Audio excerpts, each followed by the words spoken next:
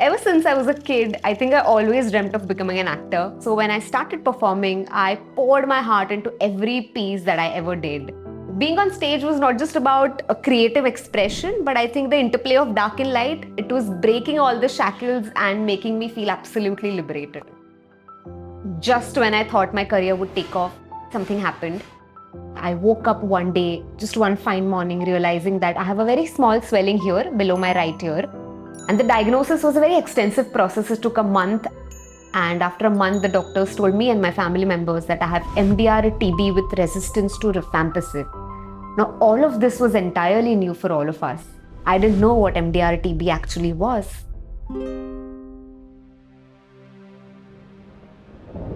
And I think I was naive that I thought there's like a standard procedure, standard treatment for every patient that goes to the hospital. So I thought, okay, fine, I'll have to take the medicines for 3 months or 4 months, and after that, I'll be entirely okay. But I didn't know that a whole set of procedure is required even before starting the treatment as a baseline. And that was very scary because it was like getting a tour of the hospital. I was going to various departments with so many papers, so many files, not knowing as to when exactly I'm supposed to start my treatment. And that was the first time I felt, okay, maybe I'm just trapped in this never-ending maze.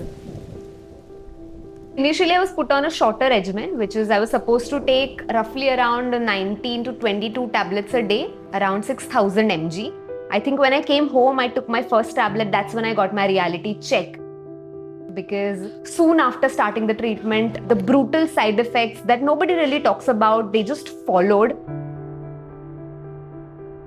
Within a span of a month, I lost my mobility, my vision was blurred, I was not able to sleep at all, my skin was, my face, my body was just full of rashes and boils. And I just thank my stars somewhere that I had my parents who were just like there, not willing to give up on me at all.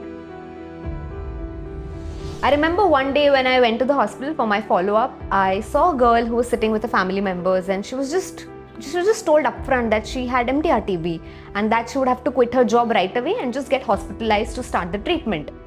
And she was just shattered. Even her family members were a little scared because they just didn't know how to navigate. That was the first time I felt so empathetic towards somebody else because it was a similar journey. I could absolutely relate what she must be going through. I just knew at that instant that I'm not the only one who's going through this. I'm not the only one who's battling. There are millions who fight this, and I have to pay my contribution towards this cause in some way or the other. That girl was just one example. Every time I went to the hospital, I saw many people fighting to even have their basic rights, which is getting a proper treatment from the doctors. The interns always, I think, used to pick a very rude tone to explain to the patients, which I felt was not very done. Coming back home, I used to feel extremely enraged. But somebody said that when you go through a difficult situation, don't just go through it, grow through it. Just when I was thinking as to how can I place myself in this bigger scenario, I found SATB, that is Survivors Against Tuberculosis.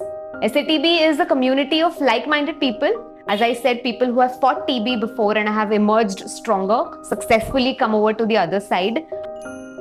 And from there, I think an entirely new journey started, a journey which was beyond TB. TB patients don't have to run from pillar to pillar to seek the right kind of diagnosis or even basic like medicines, getting their medicines on time. It's their right of every TB patients to deserve a dignified care with empathy at every step of the way. And we at SATB are ensuring that all of this happens.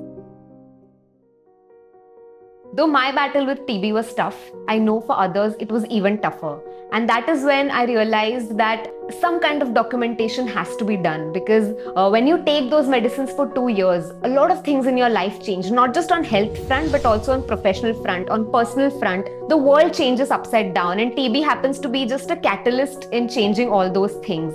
And that is how, page by page, one day at a time, I started documenting my journey, which turned out to be my first book ever. The name of the book is Eclipsed, because we as patients feel overpowered or overshadowed by something big which we can't really explain. So the holistic view had to be provided, and I think Eclipsed does provide so with a little bit of hope, giving that sense of camaraderie that nobody is alone in this battle. We all fight and we all emerge stronger than before, because life after TB shouldn't just be about surviving but also about thriving, and we as patients should always choose to thrive every single day.